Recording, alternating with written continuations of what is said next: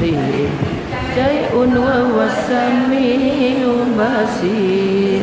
اللهم صل أفضل الصلاة على أسعد المخلوقات سيدنا محمد وعلى آله وصحبه وسلم عدد معلوماتك ومداد كلماتك كلما ذكرك ذاكرون غفل عن ذكري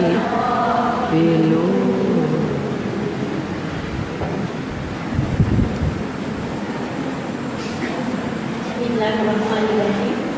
Alhamdulillahirrahmanirrahim. Wassalatu wassalamu ala asyrafil anbiya'i wal mursalin wa ala alihi wa sahbihi wa alihi. Boleh nampak muka saya? Tak ada. Sebenarnya apa Mersi dapur tadi. Okey. Allahumma salli ala sayyidina Muhammad al-Fatih lima ughliq wal khatimi lima sabaq wan nasiril haqqi bil haqq wal hadi ila siratal mustaqim wa ala alihi wa sahbihi qadrihi wa miqdarihi azim. Assalamualaikum warahmatullahi wabarakatuh. Yang saya hormati dan kasihi Dr. Rubiah dan yang saya kasihi Gusti Ketua Masjid Seremajaya juga barisan di Jawatan Kuasa, yang saya kasihi lagi mengalu-alukan kehadiran puan-puan yang datang dari sekitar daerah Seremban dan juga dari Masjid Rasah yang terpaksa membatalkan kelasnya, tapi dengan izin Allah dapat bersama-sama kita pagi ini. Terima kasih kerana ramaikan lagi. Jadi saya bersyukur kehadiran ilahi program yang kita Erwa rancangkan dapat kita laksanakan pagi ini dengan izin Allah. Dan tajuk yang kita bawakan pagi ini iaitu disadapkan oleh seorang ahli ketua kita, iaitu penyidikan bola jiwa. Jadi sedikit sebanyak kita berkenalan dengan penceramah kita pagi ini, Dr. Rubiah binti Nurul Hamzah.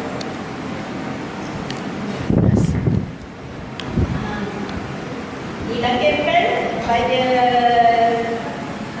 Oktober 1951 di Parit, Perak. Mendapat pendidikan awal di Parit, Perak dan seterusnya mendapat pendidikan perguruan dari perguruan ilmu Hasirat. Tak payah panjang-panjang. Tak payah panjang-panjang. Itulah pensiunnya kerja. Okey, sedikit saja lagi. Meneruskan sarjananya pada tahun 88 di Universiti Melayu dan mendapat doktor falsafah di UKM pada tahun 2000. Mendapat mempunyai 4 orang sahaja mata. Okey. Cukup dah tu. Dan beliau juga merupakan banyaklah sebenarnya. Itulah tak payah baca lah. Saya berjumpa dengan beliau dalam program DSU, jadi motivator DSU, dan saya itu beliau juga mempunyai sebuah syarikat iaitu RJH Motivation dan Services insya-Allah. Insya-Allah. Antara khidmat yang disediakan adalah khidmat motivasi, kaunseling keluarga, pengurusan stres, boleh jumpa dengan doktor. Insya-Allah. Okey, insya-Allah. Khusus keterampilan bekerja berkualiti serta kecemerlangan organisasi, khusus memimpin remaja bertakwa. Selain daripada itu, ada juga beliau menjalankan khusus kejubapaan dan khidmat nasihat keluarga. Seterusnya, khusus menuju perusahaan dan kemahiran mengurus IQ, IQ dan SQ. Jadi tanpa berlengah masa lagi, saya jemput Dr. Rubiah dengan tajuk yang seorang daripada ahli ilmu kita, iaitu pencucian kolam jiwa. A'udzubillahiminasyaitonirrajim. Bismillahirrahmanirrahim. Alhamdulillahirabbil alamin. Wassalatu wassalamu ala asyrafil anbiya'i wal mursalin wa ala alihi washabihi ajmain. Rabbi shrah sadri wa yassir li amri wahlul 'uqdatam min lisani yafqahu qawli. Pertama-tama diucapkan jutaan terima kasih kepada pihak Helwa Masjid Seremban Jaya dan seluruh jawatankuasanya, tuan-tuan yang dipilih Allah untuk bersama dengan muslimah sebagai penjaga, pengawal dan juga pelindung pada kita.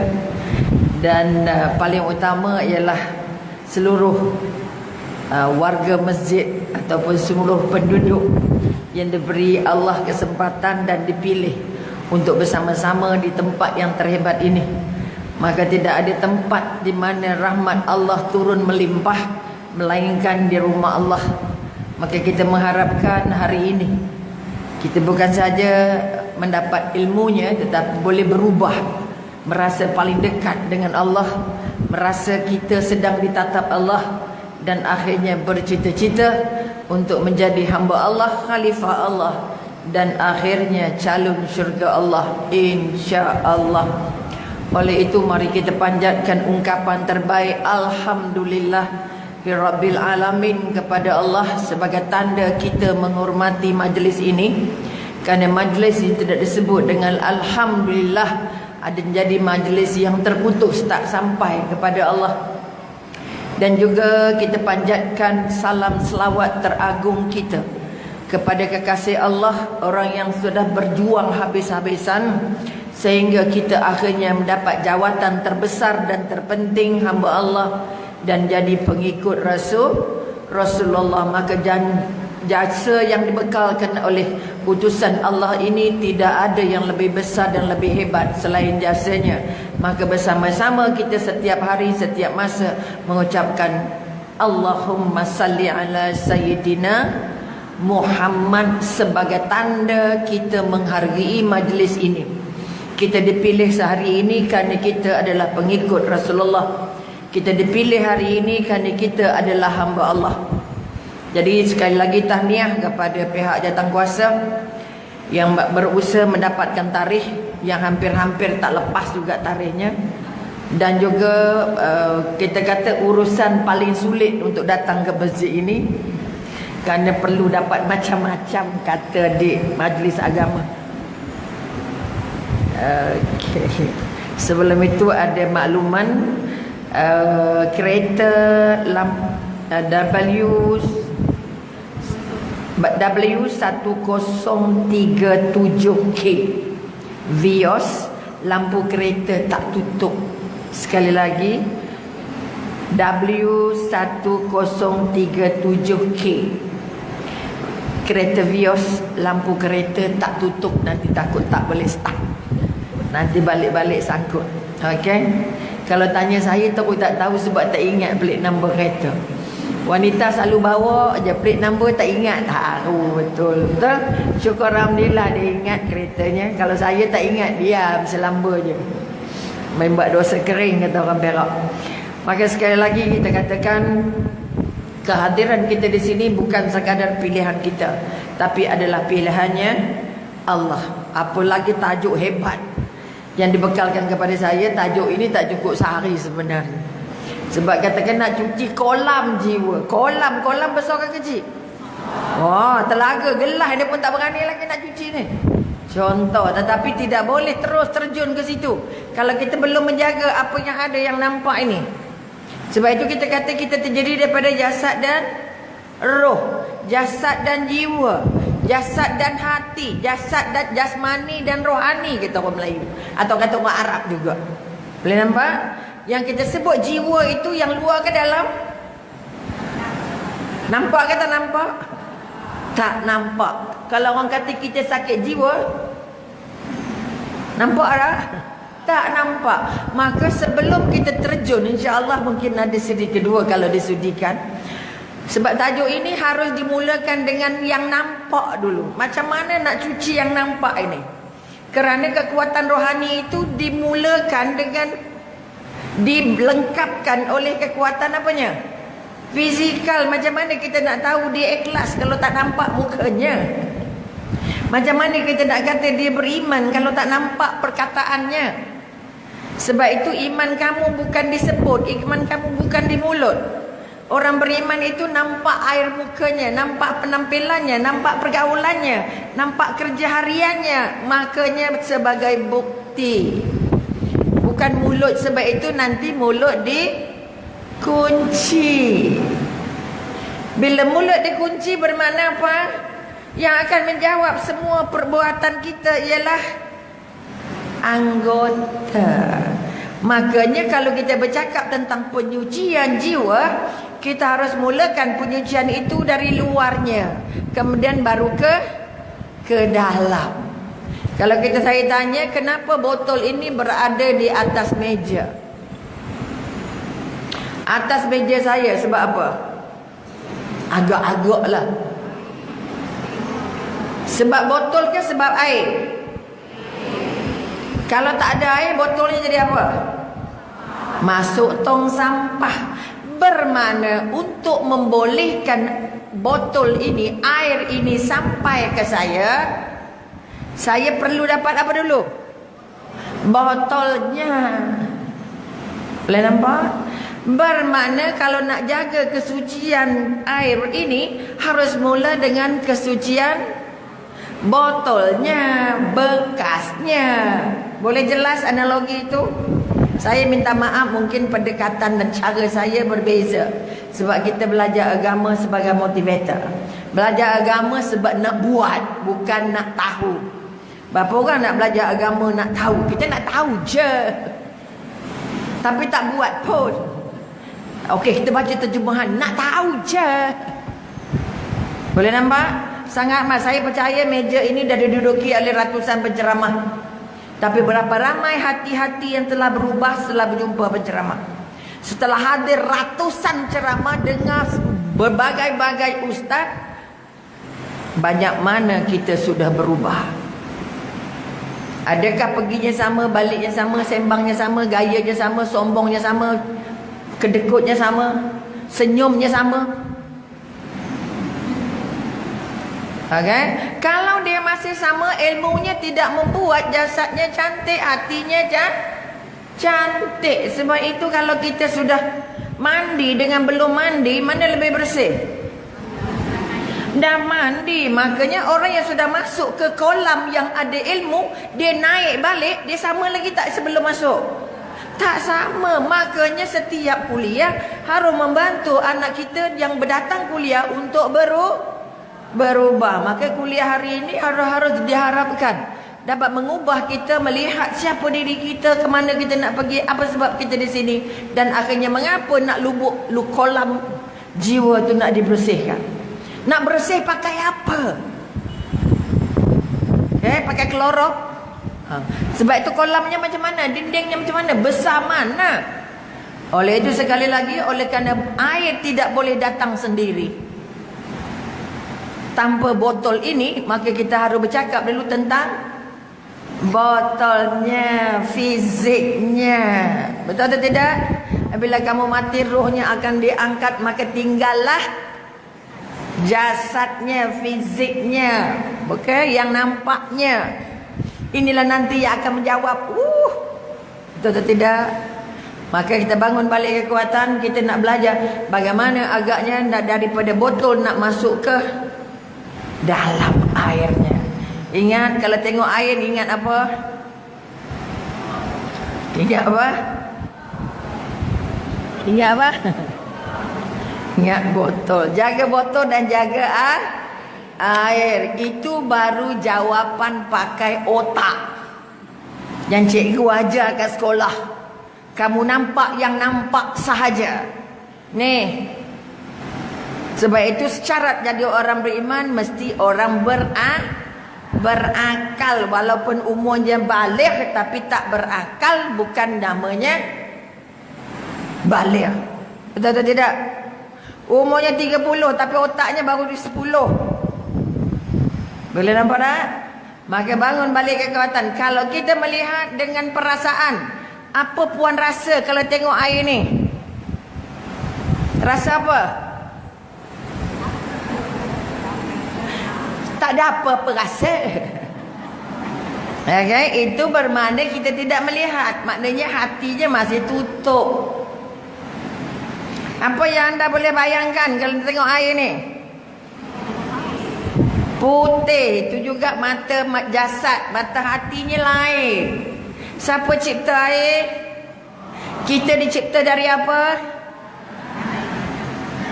Adam dari tanah. Kita dari air ke bukan? 70% tubuh kita adalah air. Maka bila tengok air, ya Allah syukur alhamdulillah kamu masih bagi aku air. Tanpa air 1 hari mati. Kita tak makan 3 hari hidup, tapi tak minum 1 hari mati. Boleh nampak? Itu kita melihat pakai hati. Ya Allah syukur alhamdulillah kamu masih bagi aku air ya Allah. Dalam gelas cantik ya Allah. Bayangkan air tepi lompang, kolam-kolam lopak-lopak tu. Boleh minum tak?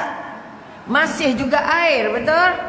Tapi syukur ya Allah air yang jatuh ke lopak itu menghidupkan rumput-rumput dan tumbuhan. Maka kalau kita melihat dengan mata hati, kita tidak boleh terpisah dari Allah. Maka tolong biasakan mata kita ini bukan saja mata zahirnya, tapi lebih penting mata hatinya. Kenapa orang buta hafal 30 juzuk?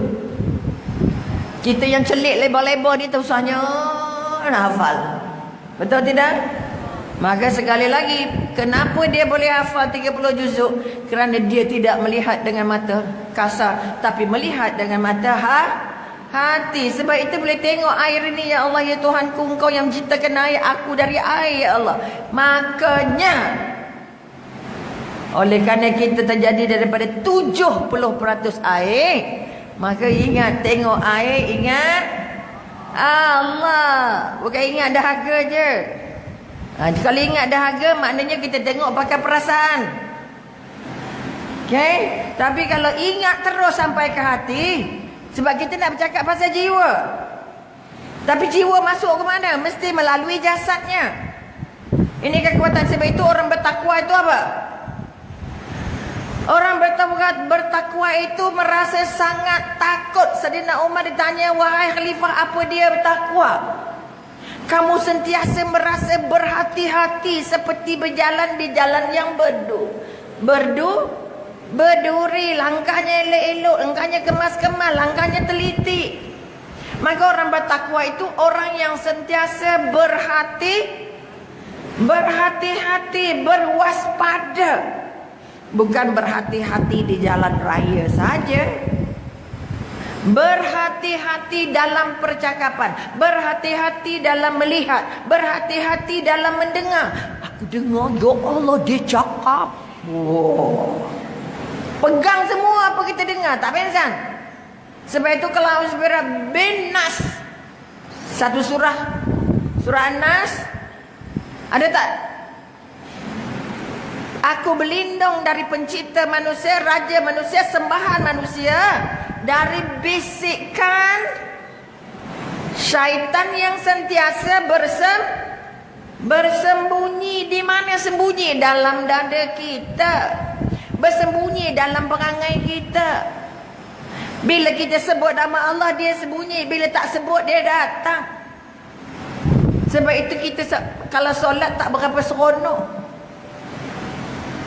Allah. Tak rasa kita sedang berbual dengan Allah. Allah, kita sedang bercakap dengan Allah. Kalau dengan handphone, pusing-pusing kita nak dapat yang terang. Betul ke tidak? Kita cari, pastikan semua yang kita dengar ni kita jelas. Allah tak jelas, aku kat masjid, nanti aku keluar sekejap, okey? Ya. Walaupun dalam tandas kita jawab telefon, betul? Sedangkan di tandas kamu tak boleh bercakap pun. Apa lagi nak jawab salam, betul? Makanya solat itu kamu sedang berbual dengan Allah. Mana mungkin ingat hari, ingat lampu tak tutup, ingat periuk tak tertutup, ini. Tapi sebab tak ada jiwa yang nak saya sedang berbual dengan Allah. Kalau saya